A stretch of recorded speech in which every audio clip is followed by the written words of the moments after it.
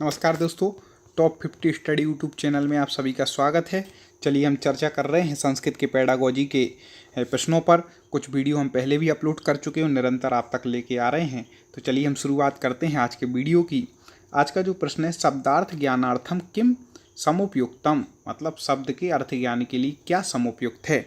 कुछ दोस्त कह रहे थे सर हमें कुछ वीडियो नहीं मिल पाते हैं, तो मेरा निवेदन है यदि आप हमारे अभी तक चैनल के सब्सक्राइबर ना बने हो तो सब्सक्राइब कर लें, जिससे आपको नोटिफिकेशन आ जाएगा, तो एक भी वीडियो आपका मिस नहीं होगा। इसलिए आप हमारे चैनल को सब्सक्राइब कर लें जिससे आप तक वो वीडियो पहुँचें। तो यहाँ पर जो प्रश्न है कि शब्द के अर्थ ज्ञान के लिए क्या समुपयुक्त है निम्न में से, तो उसका आंसर हो जाएगा विविध संदर्भेषु शब्द प्रयोग, मतलब विभिन्न संदर्भों में शब्दों का प्रयोग। पिछले वीडियो में हमने एक प्रश्न आपसे पूछा था, कमेंट में बहुत सारे मित्रों ने बिल्कुल ठीक उत्तर सही बतलाया था। चलिए आगे हम फटाफट प्रश्नों पर चर्चा करते हैं।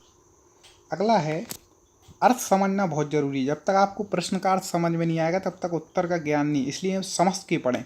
मौखिकी प्रश्नोत्तरी कस्य कौशलस्य अभ्यासस्य कृते समीचीना, मतलब मौखिकी प्रश्नोत्तर के किस कौशल के अभ्यास के लिए समीचीन है। ठीक है, मौखिकी प्रश्नोत्तरी किस कौशल के अभ्यास के लिए समीचीन है, तो मौखिकी प्रश्नोत्तरी भाषणस्य, मतलब भाषण कौशल के अभ्यास के लिए क्या है, समीचीन है। क्योंकि मौखिक जब अपन प्रश्न करेंगे, एक दूसरे से प्रश्नोत्तर करेंगे, तो भाषण कौशल क्या होगा, अच्छा होगा। चलिए, तो उसके अभ्यास के लिए ठीक है। अब अगला देखें, सा द्विभाषिक कक्षया लाभकारिणी भवति, वह द्विभाषिक कक्षा लाभकारी होती है यत्र छात्रः, जहाँ छात्र स्वमूल भाषया लक्ष्य भाषया च परस्परम वार्तालापम कुर्वन्ति, वह अपनी मूल भाषा और लक्ष्य भाषा में परस्पर वार्तालाप करते हैं। कारणम अस्ति, ठीक है, कारण है। यहाँ पर आपको प्रश्न समझ में आ गया। ठीक है, तो दो भाषा वाली कक्षा है जिसमें एक उनकी स्वमूल की भाषा, एक लक्ष्य भाषा, दोनों में वो क्या करते हैं, वार्तालाप करते हैं। तो उपयुक्त कारण इसमें क्या हो जाएगा, सी हो जाएगा कि भाषा द्वयम वक्तुम छात्रा अभिप्रेरिता भवन्ति, मतलब दोनों भाषाओं को कहने के लिए छात्र क्या होते हैं, अभिप्रेरित होते हैं। तो ये क्या है, उचित कारण है। आगे देखते हैं,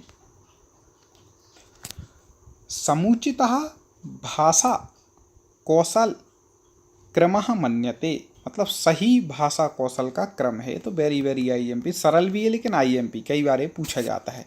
तो सबसे पहले आपको बता दें ये क्या आता है। सबसे पहले श्रवणम, मतलब श्रवण कौशल, फिर भाषणम, फिर पठनम, फिर लेखनम। अब आप इसको कैसे याद रखें, कई लोगों को आते हुए भी जब प्रश्न आता है तो गलती करके आ जाते हैं। तो आप याद रखें कि सबसे पहले जब अपना जन्म हुआ था ना, तो अपन बोल नहीं पाते थे, क्या करते थे, सुनते थे। ठीक है, फिर थोड़े से बड़े हुए कुछ महीने के तो माँ पापा ऐसा शब्द बोलना शुरू किया, तो भाषण शुरू किया। फिर हम जब स्कूल गए तो हमने शुरू में क्या, पढ़ना शुरू किया, मैडम ने ऐसी मौखिक पढ़ाया। थोड़े और बड़े हुए, पेन लेकर के फिर हमने क्या किया, लिखना शुरू। तो ऐसे आप अपने आप से लगा सकते हैं कि श्रवण, भाषण, पठन और लेखन। हमें उम्मीद है आप कभी नहीं भूलेंगे। चलिए आगे बढ़ते हैं। निम्नलिखितेषु किम चतुष्टयम भिन्न प्रकारकम वाचकम, देखिए क्या प्रश्न कर, मतलब निम्नलिखित में से कौन चार भिन्न प्रकार के वाचनों में समाहित हैं, वाचन हैं। तो आपको बता दें इसका जो उत्तर हो जाएगा डी।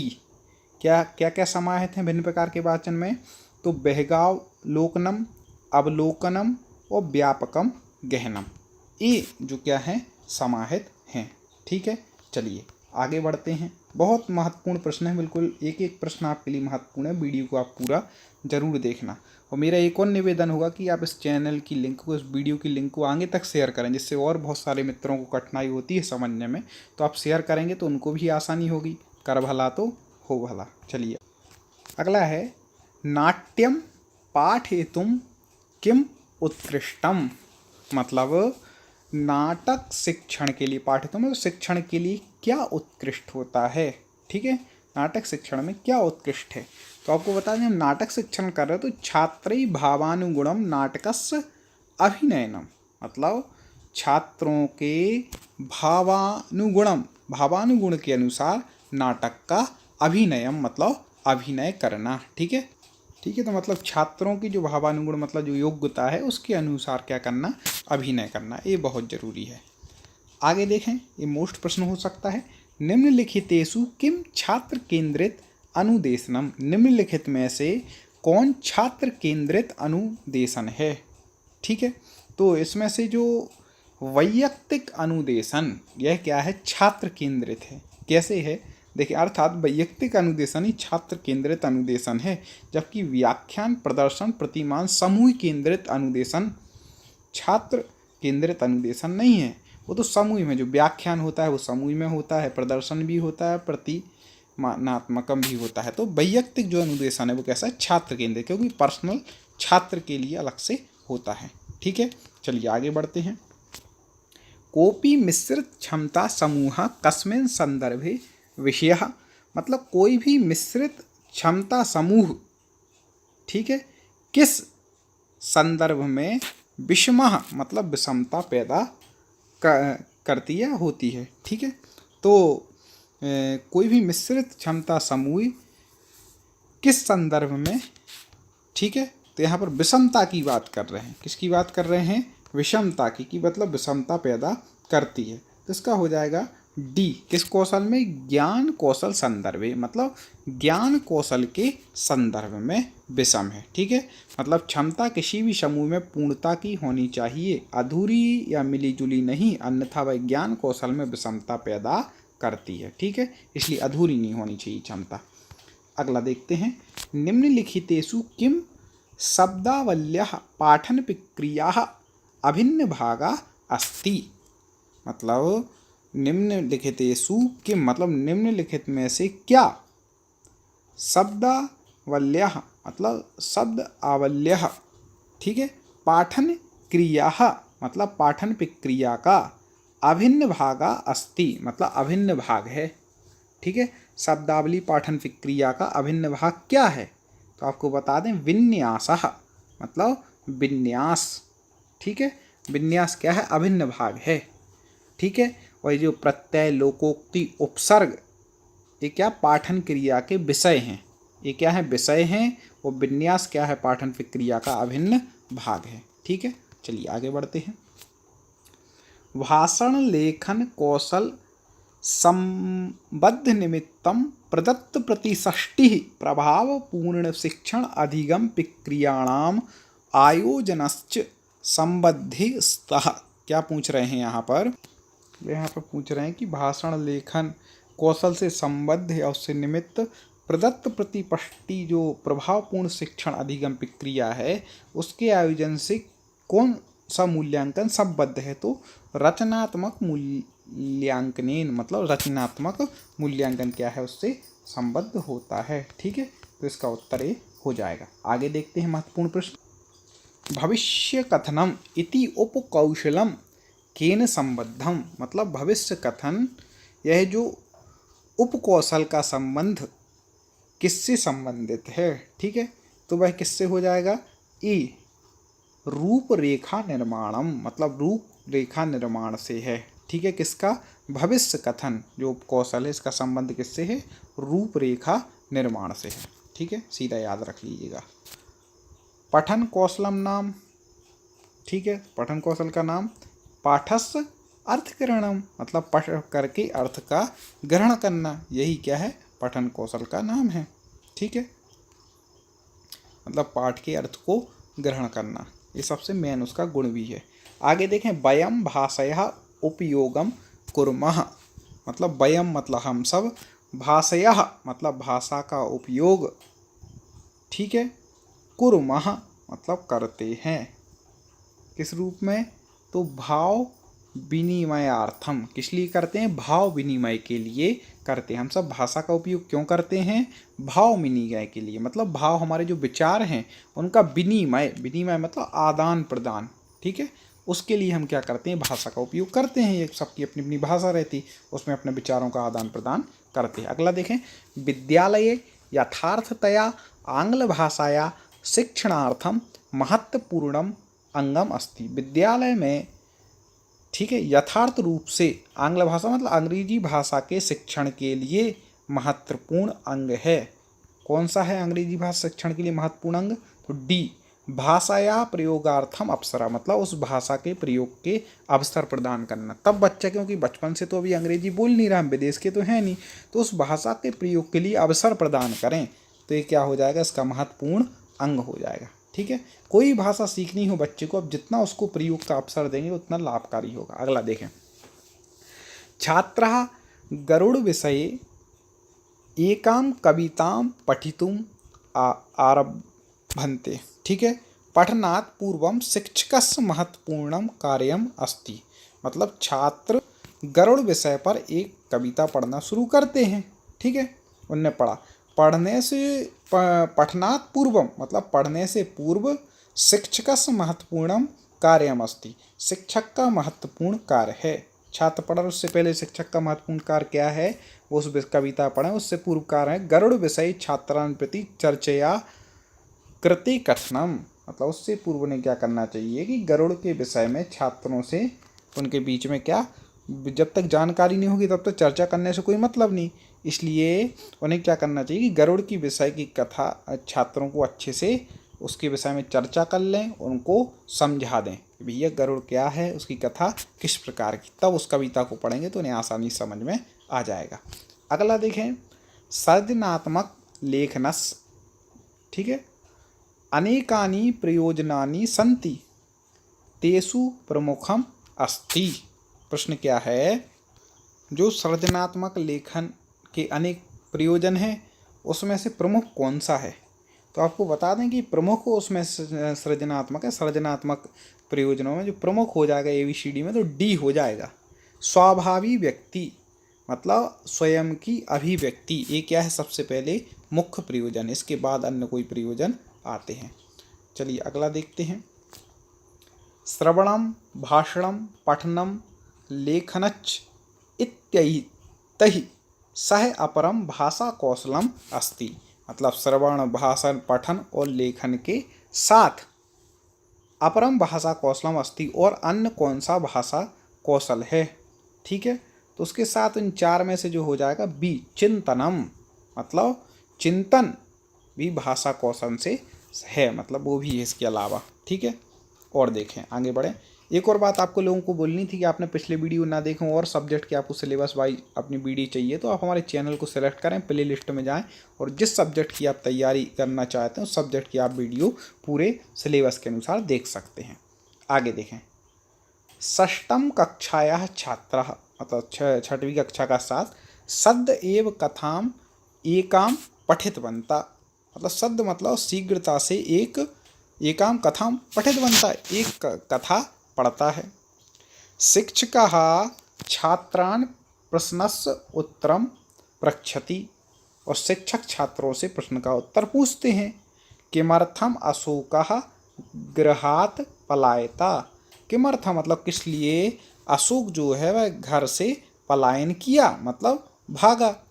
अयम प्रश्न छात्राणाम किम कौशलम अपेक्षते, यह प्रश्न छात्रों के किस कौशल से अपेक्षित है। ठीक है, इसमें कौन सा कौशल की अपेक्षा है, तो इसमें अर्थ संभावनस, कौन सा कौशल है, अर्थ संभावना कौशल की अपेक्षा करता है। ठीक है, कि छात्र उस कथा के अर्थ को समझे या नहीं समझे, कि पढ़ाना बेकार हो गया। इस प्रकार से इसका उत्तर ही हो जाएगा। अगला देखते हैं, इसी प्रकार के प्रश्न बिल्कुल पेपर में आते हैं, आप देख लीजिएगा, ऐसे ही प्रश्न पूछेंगे कि आप तुरंत कैसे सोच पा रहे, अर्थ को कैसे समझ पा रहे, इस प्रकार के प्रश्न आएंगे। ठीक है, तो अपन लोग आगे देखते हैं। सप्तम कक्षाया छात्र, सातवीं कक्षा का छात्र कथयति, मतलब कहता है, यत सा तस्य मित्रेण सह शब्द वर्ग समस्या खेल माध्यमेन आनंदम अनुभवति। ठीक है, क्या बोल रहे हैं कि जो तो वो कहता है सातवीं कक्षा का छात्र कि यत सा तस्य मित्रेण सह, जब वह अपने मित्र के साथ शब्द वर्ग समस्या जो खेल के माध्यम से आनंद का अनुभव करता है, या किंचित अधिका दक्ष भवति, और वह अधिक कुशल होता है उसमें। येन कारणेन, इस कारण से तस्य कौशल ज्ञाने वृद्धि भवति, इस कारण से उस कौशल ज्ञान में वृद्धि होती है। एतेन कस्य शिक्षण वैज्ञानिकस्य मंतव्यम दृश्यते, इसमें किस शिक्षण मनोवैज्ञानिक का मंतव्य दृष्टिगोचर होता है, तो तो इसमें होता है ABCD 4 ऑप्शन है, आपको उत्तर बता दें कि वायगोत्स्की का जो सिद्धांत है वह इसमें दृष्टिगोचर होता है। आगे देखें, उच्च प्राथमिक स्तरे विद्यार्थिषु संभाषण कौशल विकासार्थम, मतलब उच्च प्राथमिक स्तर पर विद्यार्थियों के संभाषण कौशल के विकास के लिए, ठीक है, अधोलिखितेषु मतलब जो नीचे लिखे हैं, कतमः सर्वाधिक प्रभावकारी उपाय भवति, इसमें से कौन सर्वाधिक प्रभावकारी उपाय है, ठीक है।